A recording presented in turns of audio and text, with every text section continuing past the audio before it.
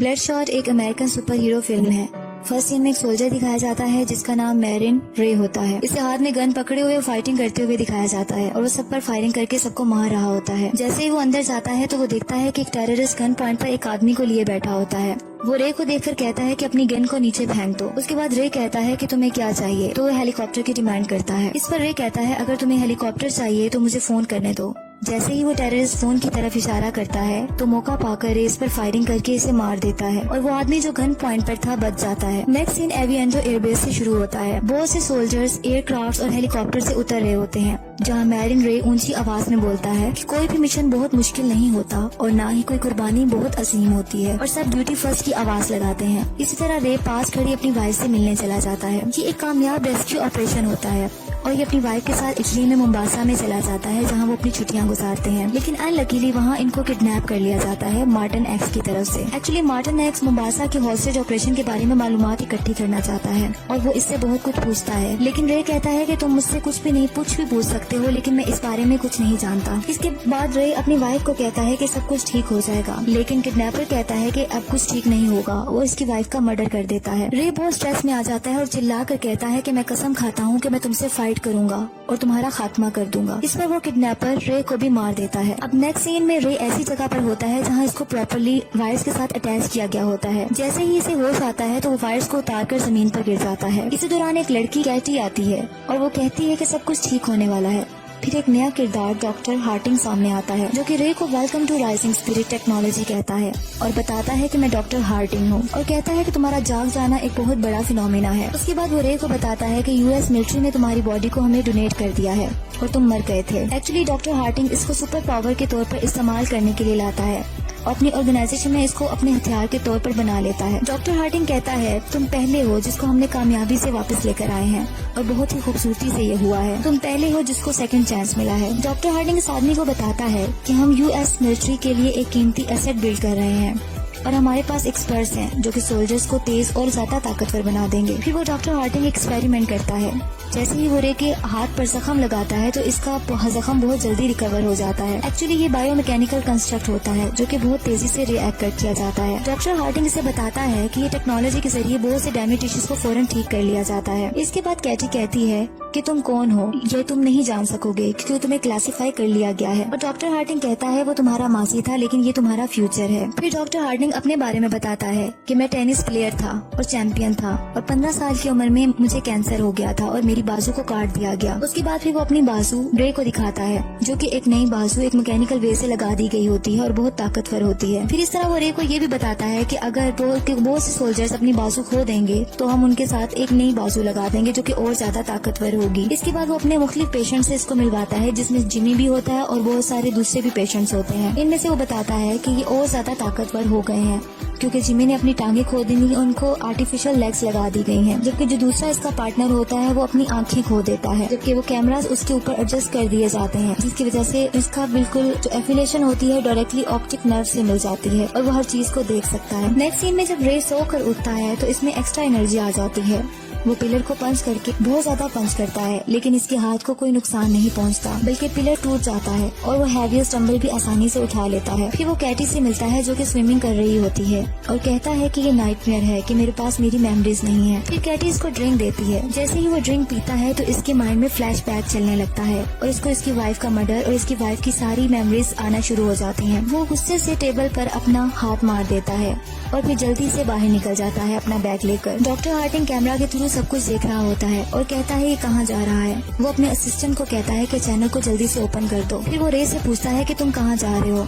रे कहता है तुम मुझसे किस तरह बात कर सकते हो। तो डॉक्टर हार्टिंग बताता है कि तुम्हारे अंदर बिलियन वायरलेस प्रोसेसेस चल रहे हैं और ये ब्रेन में तुम्हारे साथ ये वायर्स जुड़ी हुई हैं। तुम्हें अब वापस लौट कर आना है। हम सिर्फ वो लोग हैं जिन्हें तुम जानते हो। इस पर रे कहता है कि मेरी बीवी थी जिसका मर्डर हो गया था, मुझे इसका कंफर्म करना है। उसके बाद डॉक्टर हार्टिंग पूछता है कि किसने किया है मर्डर। फिर इसके बाद वो बताता है मार्टिन एक्स का नाम लिया जाता है। डॉक्टर हार्टिंग कहता है कि तुम्हें वापस आने का कहता हूँ क्योंकि तुम एक $multi-million प्रोडक्ट हो। लेकिन रे इसकी बात नहीं सुनता और पायलट की सीट पे बैठ के जहाज पे निकल जाता है। अब जिस लोकेशन को आइडेंटिफाई किया गया होता है वो कोलालमपुर की होती है जो बुदापेस्ट होती है। अब एक जगह दिखाई जाती है जहाँ मार्टिन एक्स को गाड़ियों में ले जाया जा रहा होता है। जब वो टनल से गुजरते हैं तो वहाँ की लाइट्स ऑफ हो जाती हैं और अचानक से एक ट्रक आकर वहाँ टकरा जाता है। अभी मार्टिन एक्स गाड़ी में बैठा होता है और पास बैठे 2 आदमियों को कहता है कि मुझे बाहर जाने दो। इसी तरह वहाँ रे पहुँच जाता है और बहुत सारे लोगों से फायरिंग शुरू कर देता है। मार्टिन चिल्लाता है कि मुझे इस कार से बाहर निकालो। रे पर फायरिंग की जाती है लेकिन इस पर किसी चीज का कोई असर नहीं होता क्योंकि इसे सुपर ह्यूमन पावर बना दिया गया होता है। इसका सारा जमीन पर गिरा हुआ खून इसके अंदर चला जाता है और जल्दी इसकी रिकवरी हो जाती है। दूसरी तरफ आम बॉडीगार्ड्स और सब इस पे बॉम्ब से और गन से अटैक करते हैं लेकिन रे का कुछ नहीं बिगड़ता। आखिर वो मार्टिन एक्स की गाड़ी की तरफ बढ़ता है और इसका मर्डर कर देता है। अगले सीन में टकोल एयरफील्ड को दिखाया जाता है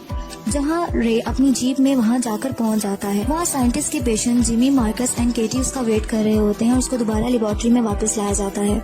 वो केटी को बताता है जिसने मेरी वाइफ का कत्ल किया था, मैंने इसे मार दिया है, मैंने अपना काम कर लिया है। और सब रे को लेकर ही प्रोग्रामिंग के लिए राइजिंग स्पिरिट में वापस ले आते हैं। लेबोरेटरी में रे के ऊपर भी काम किया जाता है और इसकी मेमोरी को वाइप आउट भी किया जाता है। हकीकत में डॉक्टर हार्टिंग इसकी वाइफ की डेथ के मुतालिक फॉल्स मेमोरीज को डाल रहा होता है जो कि बहुत ही गलत मेमोरीज होती हैं जो इसकी प्रोग्रामिंग का हिस्सा बना दी जाती है क्योंकि राइजिंग स्पिरिट में राइवल्स को खत्म करने के लिए रे की मौजूदा मेमोरीज को खत्म कर दिया जाता है और उसको दोबारा रिप्रोग्राम किया जाता है। अब डॉक्टर हार्टिंग कैटी से बात करता है और वो कहती है कि हम इसकी मेमोरी को वाइप आउट करने जा रहे हैं। डॉक्टर हार्टिंग कहता है कि जो हमने किया है वो एक मकसद के तहत था, जिससे पता चलता है कि हार्टिंग रे को अपनी मर्जी से इस्तेमाल कर रहा होता है एक वेपन की तरह। अब हार्टिंग का अगला टारगेट निक बैरिस होता है जिसको रे के जरिए मरवाना होता है। जबकि सीन में केटी कहती है कि रे एक सोल्जर है लेकिन हार्टिंग कहता है ये एक डेड सोल्जर है जो ये डिजर्व करता है। अब रे की वाइफ किना का किलर उसके माइंड में उसका नाम निक बैरिस को सेट कर दिया जाता है और इसका नेक्स्ट टारगेट बैरिस होता है। अब दोबारा रे गाड़ी लेकर निकल जाता है और डॉक्टर हार्टिंग अपनी प्लानिंग के मुताबिक दोबारा अपने वर्ड्स को रिपीट करता है, जैसा कि तुम कहाँ जा रहे हो, हम ये लोग हैं जो तुम्हें जानते हैं। फिर पूछा जाता है तुम किसके पीछे जा रहे हो, लेकिन इस बार बताया जाता है कि निक बैरिस के पीछे जा रहा हूँ। अब रे एयरक्राफ्ट के जरिए ईस्ट ससेक्स इंग्लैंड में पहुँच जाता है जहाँ बैरिस होता है। बैरिस अपने ऑफिस में काम कर रहा होता है। इसी दौरान इसका प्रोग्रामर विल्किंस एक केस लेकर आता है जिसमें EMP बॉम्ब होता है। इस पर डॉक्टर हार्टिंग अपने कैमरा के थ्रू सब कुछ देख रहा होता है। ये सब पर अटैक करना शुरू कर देता है। थोड़ी देर में रे बैरिस के पास पहुंचता है और कहता है कि तुमने मेरी वाइफ का मर्डर किया है। इस पर बैरिस कहता है ये झूठ है जो तुम नहीं समझ रहे हो। रे जाने के लिए रे इसका मर्डर कर देता है और फिर बाहर चला जाता है और जाकर बेहोश हो जाता है। वो बेहोश हो जाता है तो उसको विगन्स जो इसका प्रोग्रामर था बैरिस का, वो उसको अंदर ले जाता है।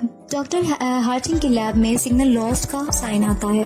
जब रे को दोबारा होश आता है तो वो विगन्स पर अटैक करने लगता है तो विगन्स कहता है कि मैं फ्रेंडली हूँ। अभी रे ये सोच रहा होता है कि हमेशा इसकी वाइफ का मर्डर हमेशा डिफरेंट पर्सन ही क्यों बन जाता है। विगन्स इस पर हैरानगी दिखाता है। रे इसको बताता है कि मेरी बीवी का नाम गिना है। फिर अपने हाथ पर कट लगा लेता है और एक ग्लास में अपना ब्लड निकालकर विगन्स को दे देता है। विगन्स इस पर कहता है कि ये अमेजिंग है और कहता है कि तुम इंटायर प्रोग्रामेबल सिस्टम के तहत चल रहे हो और ये भी बताता है कि राइजिंग स्पिरिट ने तुम्हारे अंदर गलत मेमोरीज डाल दी हैं और तुम्हें एक किलिंग मशीन बना दिया है। इस पर ये कहता है कि ये प्रोग्राम ज्यादा अरसे तक नहीं चलेगा और फिर ये भी डिस्कवर कर लेता है कि इसकी वाइफ जिंदा है। नेक्स्ट सीन लंदन इंग्लैंड में दिखाया जाता है जहाँ रे अपनी वाइफ को तलाश करते हुए इसके घर तक पहुंच जाता है और इसे कहता है कि घर आ जाओ। इस पर गिना कहती है कि तुम्हें क्या हुआ है, ये तो सब कुछ सेटल हो गया था, अब मेरी एक फैमिली है। रे पूछता है कि आखिरी बार हम कब मिले थे, जिस पर इसकी वाइफ बताती है कि 5 साल पहले। ये सुनकर रे बहुत हैरान हो जाता है। फिर रे वहाँ से चला जाता है और बहुत रोता है। वो गाड़ी में जा रहा होता है। जिमी और इसका साथी अपनी गाड़ी लेकर रे की गाड़ी को बहुत बुरे तरीके से हिट कर देते हैं और इस तरह इस पर फायरिंग भी स्टार्ट कर देते हैं। रे को जैसे ही बुलेट लगती है तो इसका वो जिस्म का हिस्सा ब्लू हो जाता है और वहाँ से रे एक चिप निकालता है और भाग जाता है। जिमी अपने साथी के साथ इसको ट्रैक करने की कोशिश करता है। जैसे ही वो बुलेट्स को हवा में फायर करता है तो वो कैमरास बन जाती हैं, जिससे रे की लोकेशन का पता चल जाता है। रे पर फायरिंग की जाती है लेकिन रे एक पुलिस कार से गन्स को छीनकर फायरिंग स्टार्ट कर देता है। अब जिमी के साथ इसकी फाइट चल रही होती है और ये पब्लिक रोड पर गिर जाते हैं। इसी दौरान एक ट्रक आता है जो कि इन दोनों के ऊपर से गुजर जाता है, जिसमें से रे को कुछ नहीं होता और इसकी रिकवरी हो जाती है, जबकि जिमी की टांगें अलग हो जाती हैं जो कि आर्टिफिशियल होती हैं। थोड़ी देर में जिमी इसकी बैक में एक डिवाइस को स्टैब कर देता है, जिससे दोबारा वो रे बेहोश हो जाता है। अब कैटी रे के लिए थोड़ा फ्रेंडली बन जाती है, जबकि लैब में जब डॉक्टर हार्टिंग इसको कुछ कमांड्स देता है विगन्स के बारे में तो वो नहीं मानती। इस पर वो उसकी ब्रीथिंग सिस्टम को रोक देता है, जिससे कैटी की तबीयत खराब हो जाती है और उसके बाद वो मान जाती है और विगन्स को ढूंढने निकल जाती है। नेक्स्ट सीन में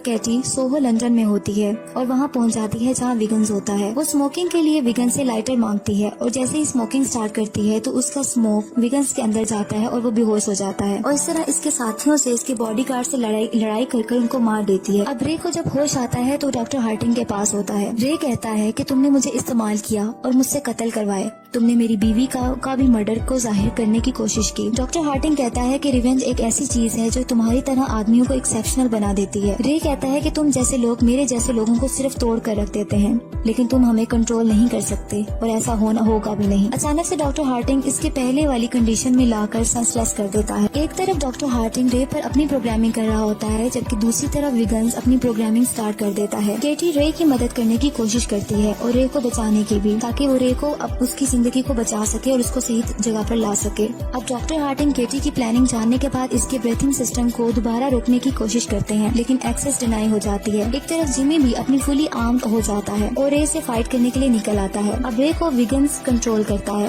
और रे कहता है कि मैं अब अपना काम करने जा रहा हूँ, और वहाँ पहुँचता है जब जिमी अपने दोस्त अपने साथी मार्कस के साथ होता है और उससे फाइट करता है। दूसरा जिमी का साथी भी इसकी मदद के लिए आ जाता है। अब जिमी और मार्कस मिलकर इससे फाइट करते हैं, लेकिन रे सुपर ह्यूमन पावर होते हुए जिमी को बहुत बुरे तरीके से हर्ट कर देता है और एक जिमी का पावरफुल हैंड को इससे अलग कर देता है। और जहाँ डॉक्टर हार्टिंग भाग रहा होता है, उसका वो हैंड उसकी गाड़ी में जाकर लगता है, जिससे उसकी गाड़ी रुक जाती है। अब रे डॉक्टर हार्टिंग की तरफ बढ़ता है और डॉक्टर चिल्लाता है कि मैं सिर्फ अकेला था जिसने तुम्हें रिबिल्ड किया, अगर मैं नहीं होऊंगा तो तुम भी सरवाइव नहीं कर सकते। लेकिन रे मुसलसल गुस्से से डॉक्टर की तरफ बढ़ता जाता है। डॉक्टर हार्टिंग अपने वेपन्स को निकालता है और रे पर अटैक कर देता है, लेकिन वो बुलेट रे अपने हाथ से रोक लेता है। कैटी दूसरी तरफ विगन्स के साथ बराबर रे की बॉडी और माइंड को कंट्रोल किए हुए होती है। रे पर अब बहुत सी चेंजिंग्स आती रहती हैं और रे हाथ में पकड़े हुए बॉम्ब को जमीन पर गिरा देता है, जिस पर बहुत बड़ा ब्लास्ट हो जाता है और डॉक्टर हार्टिंग की भी डेथ हो जाती है। नेक्स्ट सीन में जब रे की आँख खुलती है तो वो पूछता है कि मैं कहाँ हूँ, तो विगन्स इससे रिलैक्स बोलता है और पूछता है कि अब तुम कैसा फील कर रहे हो। इसके बाद कैटी बाहर बैठी होती है और वो रे विगन्स को थैंक यू बोलकर कैटी से बाहर मिलने चला जाता है। on my heart, it's on the target. No, no.